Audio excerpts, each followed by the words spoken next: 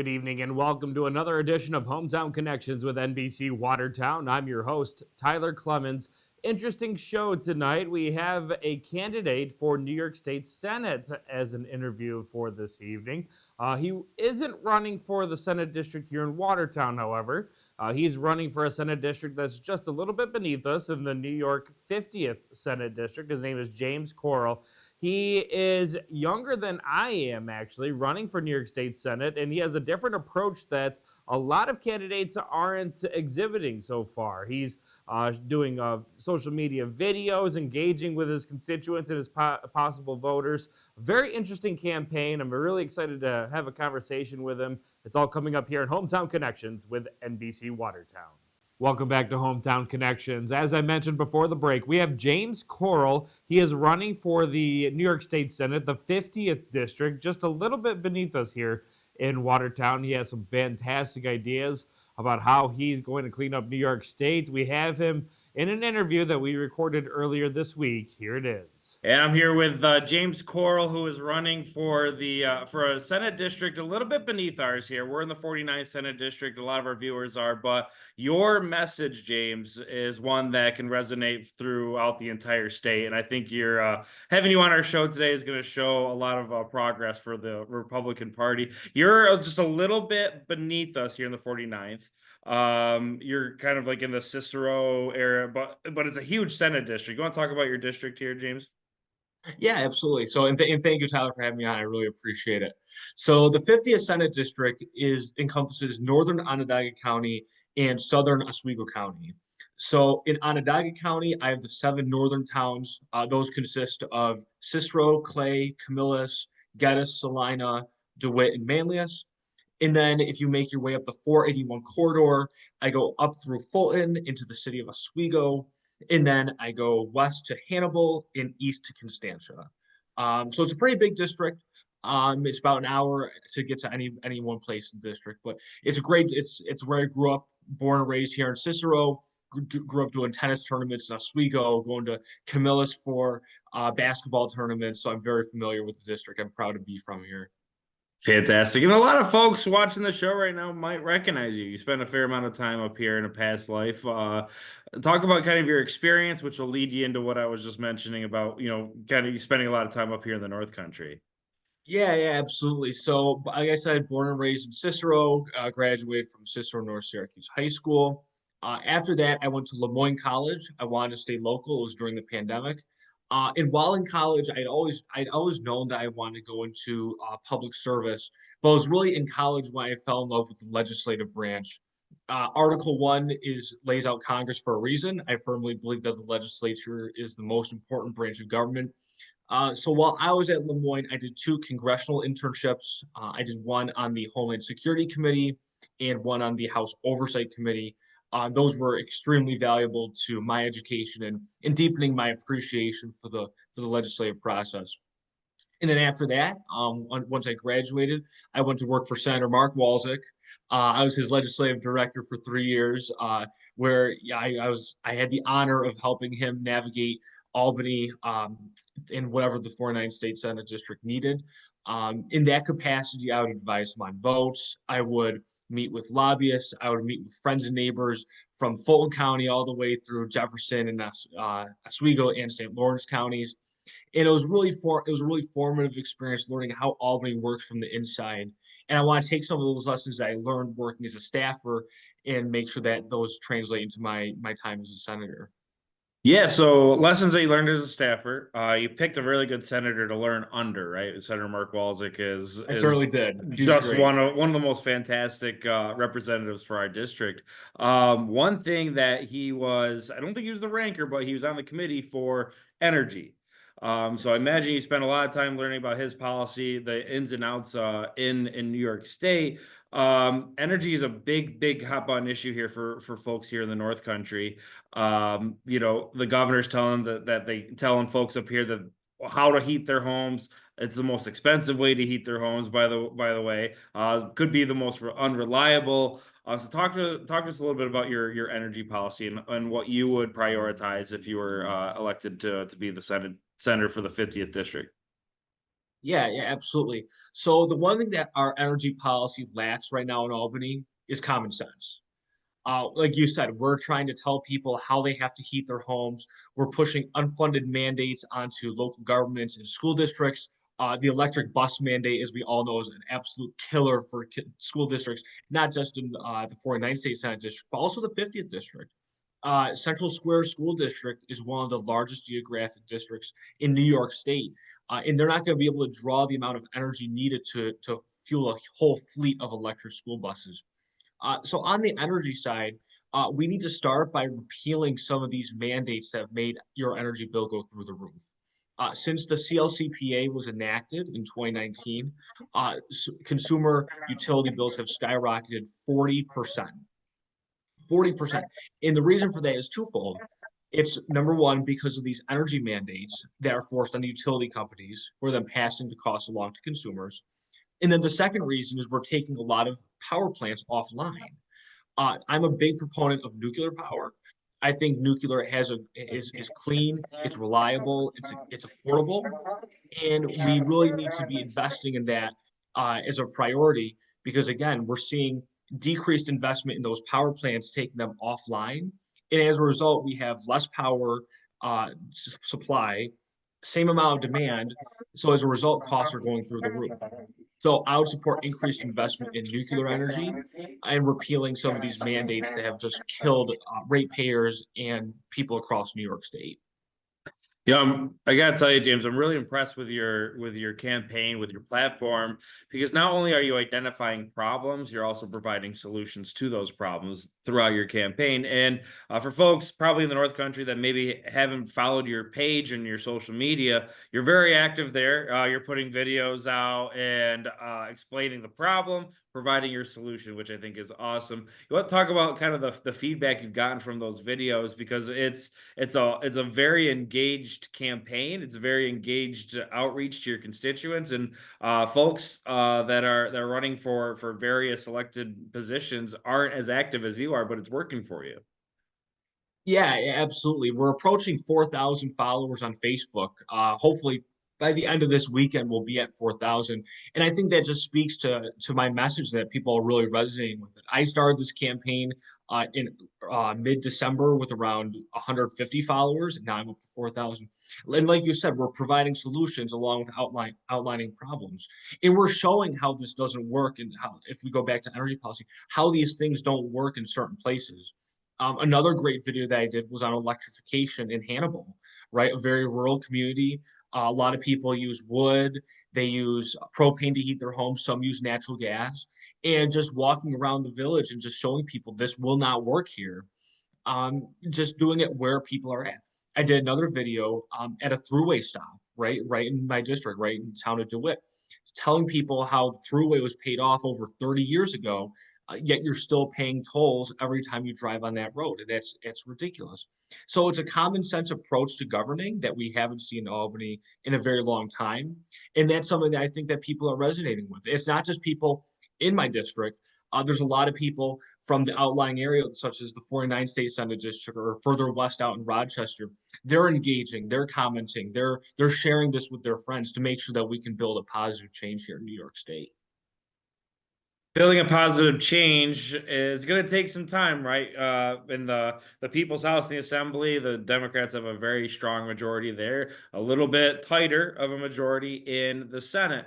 And I think a lot of folks, we talk to them, they think New York's a lost cause, right? That like, okay, it's always going to be blue. It's been blue for the past, I don't know, decade or so. It's going to be blue until I die. But that's not quite the case, right? I mean, we're not that far removed from a Republican Senate and a Pataki in office.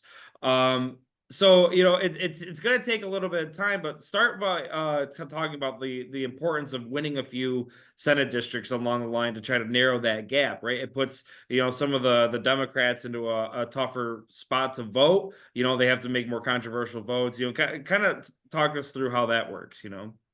Yeah, absolutely. So in the New York State Senate, Republicans are only 10 seats away from gaining a majority. Only 10 seats. And this seat is going to be the number one pickup opportunity for Republicans across New York State. My district has more Republicans than Democrats.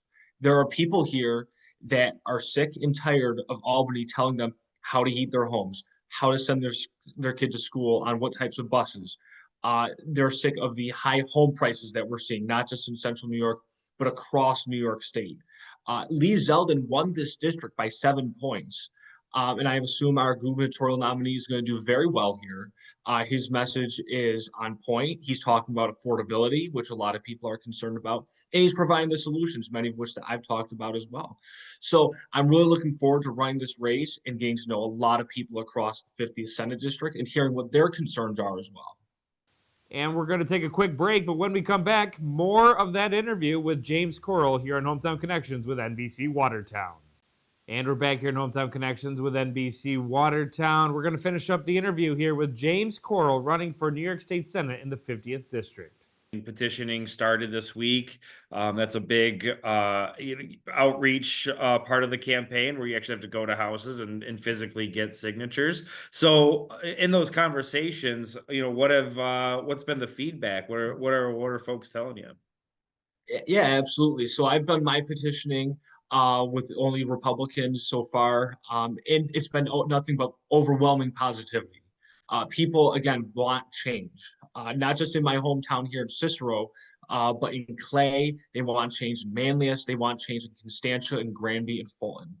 People are hungry for something different in New York State government, and we're the ones that are providing solutions. I'm the one providing solutions as to how to make your life more affordable and safer for your family.